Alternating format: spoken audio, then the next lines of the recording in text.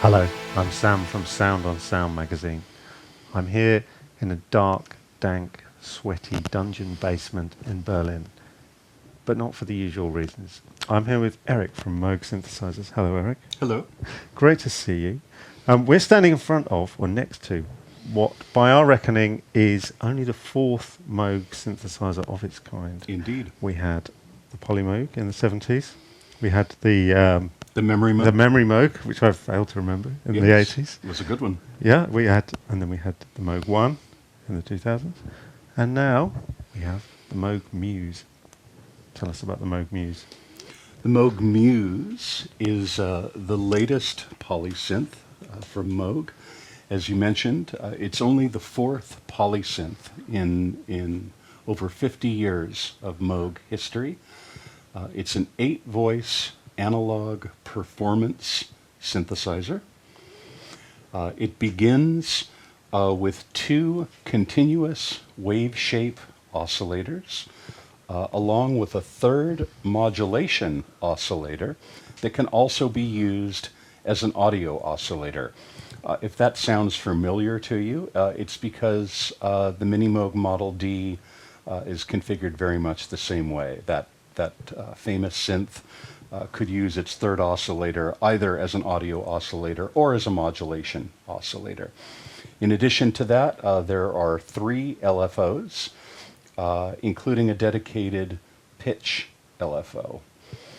The 3 oscillators are mixed together in a mixer, along with a ring modulator and noise.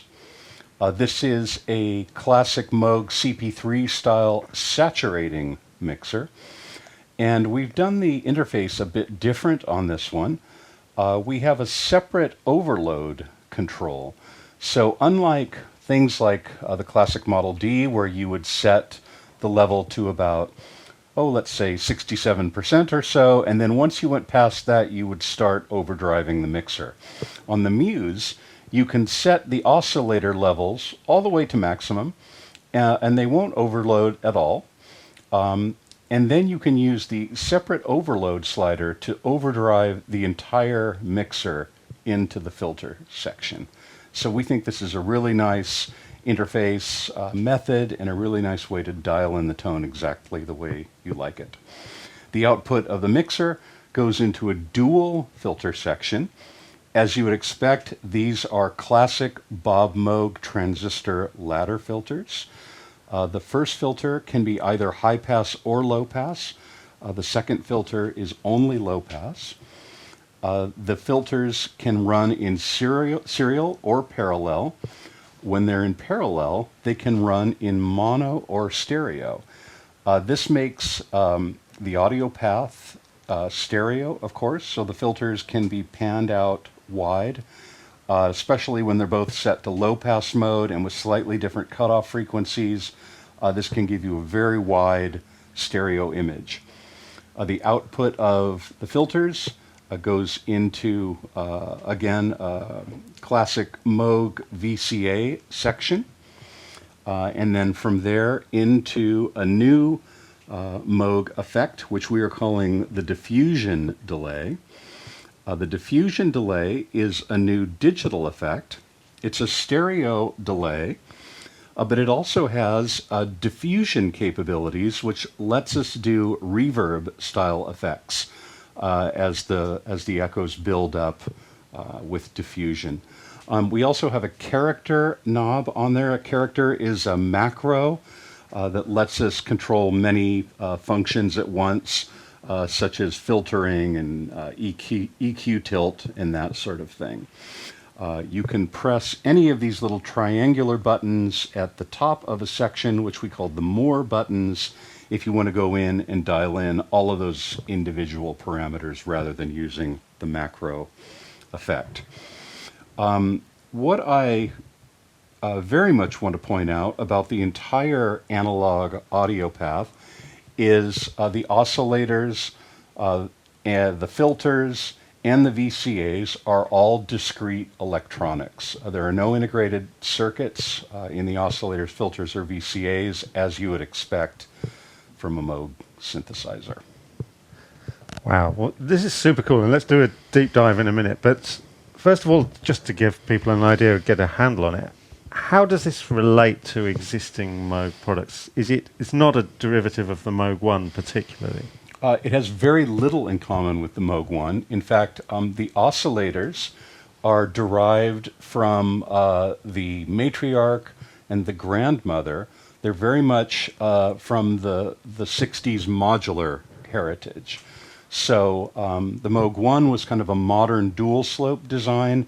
These are very much a classic vintage Moog design. And so it's really going to have that, classic Moog mojo that we all, know and love. But it can also do some things that the vintage Moogs weren't capable of. For instance, the FM implementation is pretty novel, or at least it can do some things I've not heard from old Moogs. It is. Okay, so, when I talk about, the vintage, transistor ladder filters and the modular heritage oscillators, we're going to get, kind of classic analog sounds like this.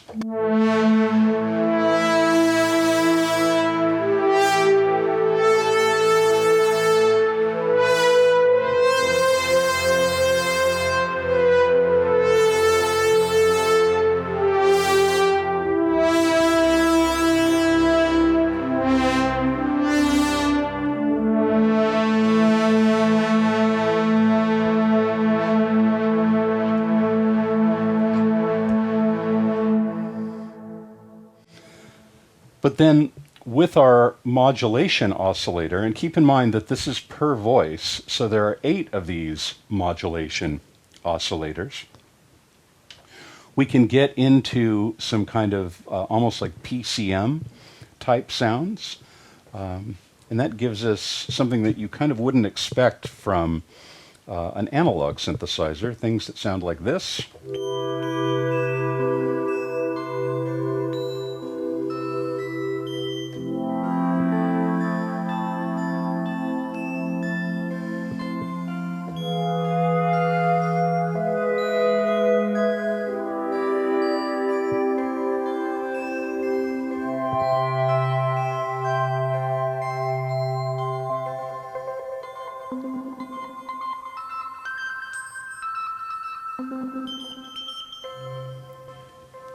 Or even more so, something like this. Now keep in mind, this is an analog synthesizer.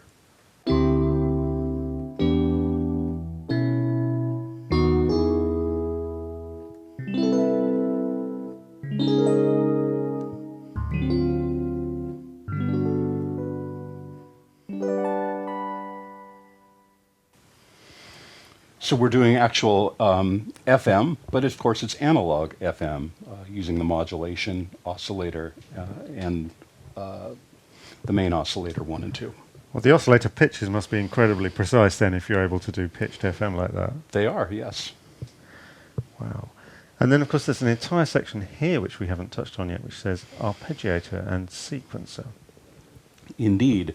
So we wanted to do something special in these sections rather than just putting in another arpeggiator and another sequencer that you have on all of your other synthesizers.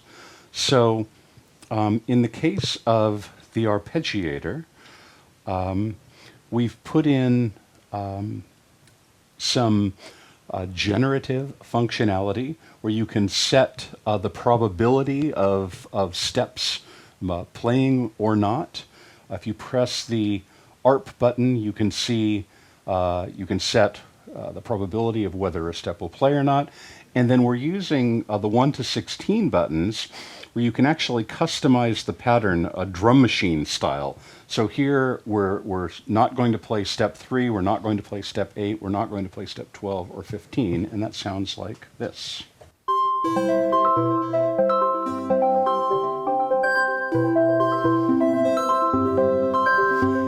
Hear that it's further randomized by the gate probability dropping out some of those notes as well. And then in the sequencer, we've done some similar things where you can set obviously the pitch. You can set the gate timing, the velocity, the micro timing, and the timbre. And then we can also do parameter recording. So for each step, for up to 64 steps per pattern, I can set for every single step any of the panel controls, any of the effect parameters. I can change the cutoff frequency, I can change the filter decay, I can change the delay time, the delay feedback, the panning, all of that per step, and just kind of morph the entire sound within the sequence. And then, of course, the sequencer also has a lot of that generative functionality for setting random probabilities as well. And just to keep it within control, we also let you define the key and the scale if you want to keep it like within more Western music parameters. And while I have this particular sound up, if you don't mind me mentioning this, our VP of Engineering, Steve Dunnington, has been at Moog for 29 years. He worked with Bob Moog back at Big Briar and has been there ever since. We were talking about all this amazing functionality in the 16-slot modulation matrix and the generative sequencer and the diffusion delay. And he said, Eric, this is all great, but there's one really important question I have about this synth. Does it Moog? And so no matter how cool all of this other stuff is, does it sound like a Moog? Because if it doesn't sound like a Moog, none of that stuff matters. And so Steve wrote this beautiful lead patch kind of as a test. And I think when you hear it, you'll hear that, yes, indeed, it does in fact Moog.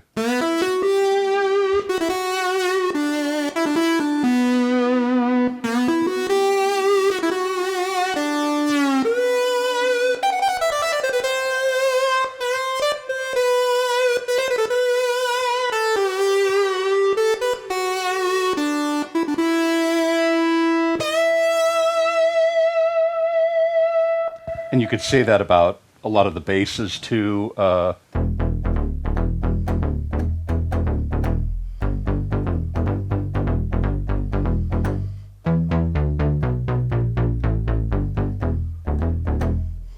So that was the acid test from our main engineer, Steve Dunnington. Does it Moog? And I think Moog's reasonably hard. It Moog's very hard. Thank you so much. Yes.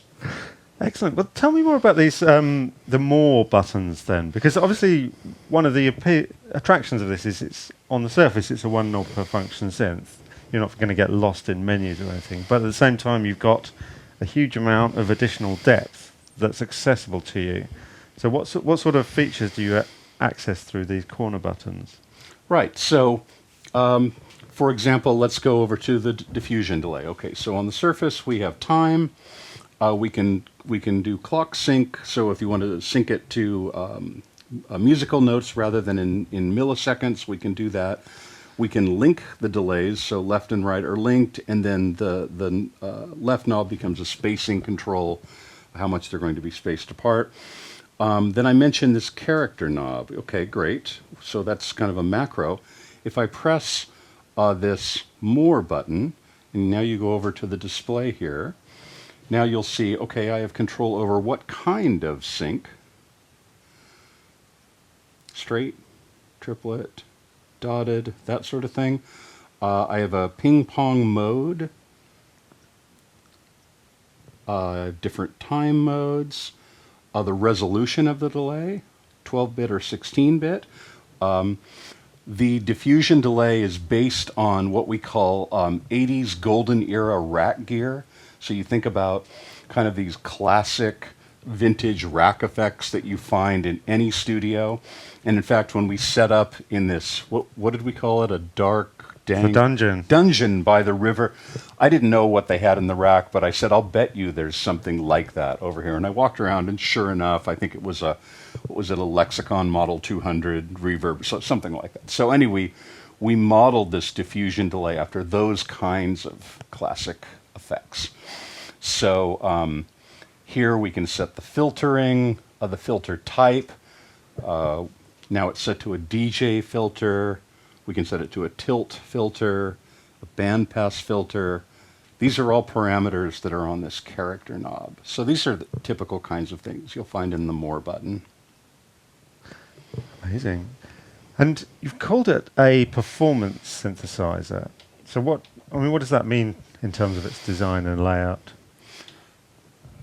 If you know anything about subtractive synthesis, you're going to be able to operate the Muse very easily. So much like, the Mini Moog Model D, or even other, famous synthesizers like the, Roland Jupiter 8, or the Sequential Circuits Prophet 5, or the Oberheim OBXA, any of these wonderful classic synthesizers, you have, the standard left to right signal flow. So we have our sound generation, our oscillators going into the mixer, going into the filter, and then we have the LFOs at the left side there, and then our envelopes here. And it's one knob per function. So if you want to tune your oscillator, okay, there's the oscillator frequency knob. If you want to change the footage, there's the footage button. If you want to change the wave shape, there's the shape knob. If you want to change the cutoff frequency, the resonance, all of that is right at hand.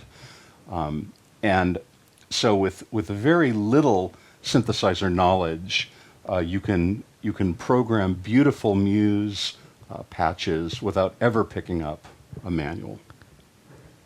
Amazing. Well, I should also mention that Muse, it's 8 voices, and it's bi-timbral.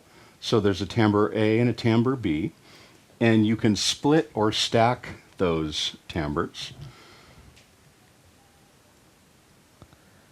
And you can assign the diffusion delay to either timbre A, timbre B, or both.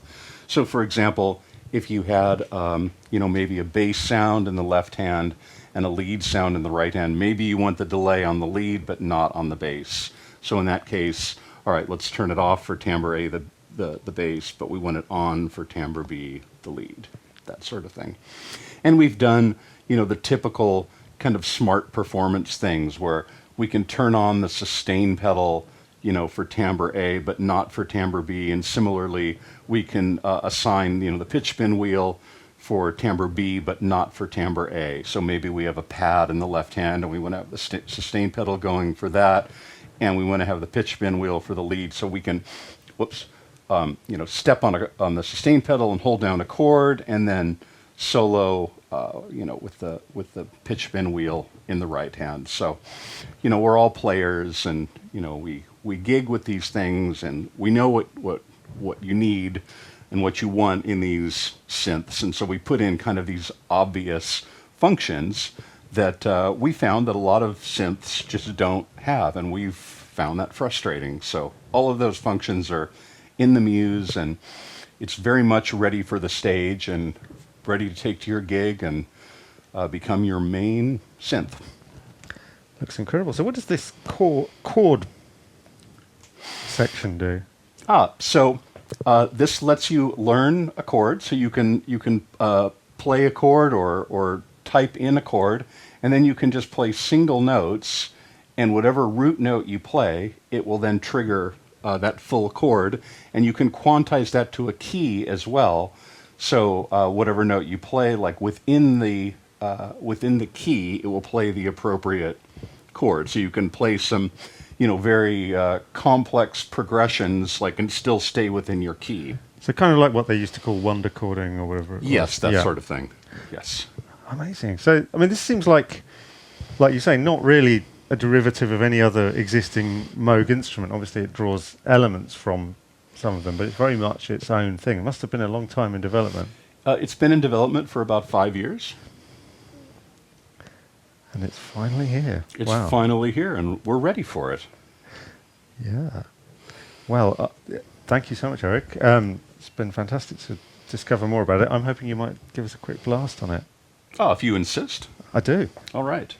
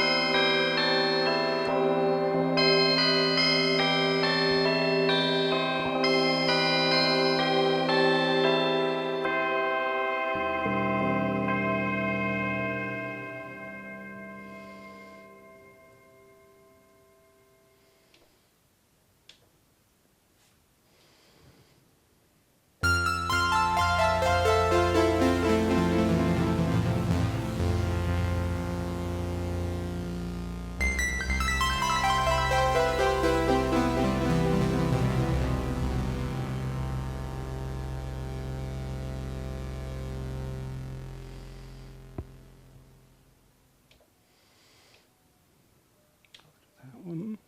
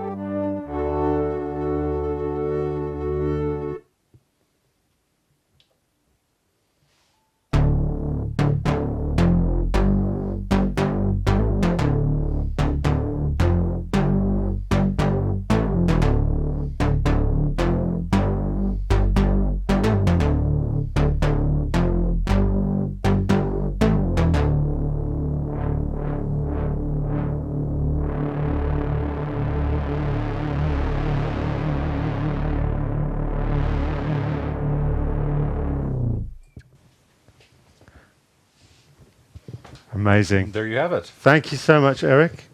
Really looking forward to getting one of these in for review, I can tell you. Yeah, wonderful. Thanks so much for checking it out and getting the word out about the Muse.